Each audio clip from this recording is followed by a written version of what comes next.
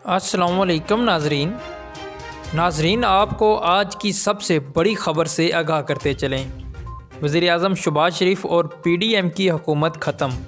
अहम इत्तेहादी जमात ने हुकूमत से अलहदगी का फ़ैसला कर लिया।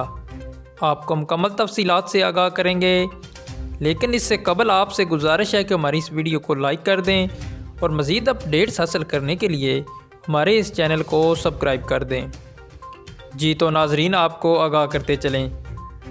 PDM की हुकूमत के लिए बड़ी मुश्किल खड़ी हो गई। अहम इत्तेहादी जमात के सरबराह सरदार अख्तर मैंगल हुकूमती रवैये से सख्त नाराज़गी का इजहार करते हुए हुकूमत से अलहदगी का फ़ैसला कर चुके हैं।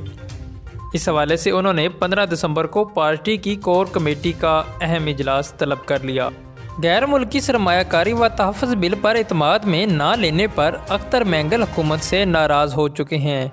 अगर उनके मुतालबात ना माने गए तो वो हुकूमत से अलहदा हो जाएंगे, जिसके बाद PDM अपनी अक्सरियत खो जाएगी और पाकिस्तान में उनकी हुकूमत का खात्मा हो जाएगा।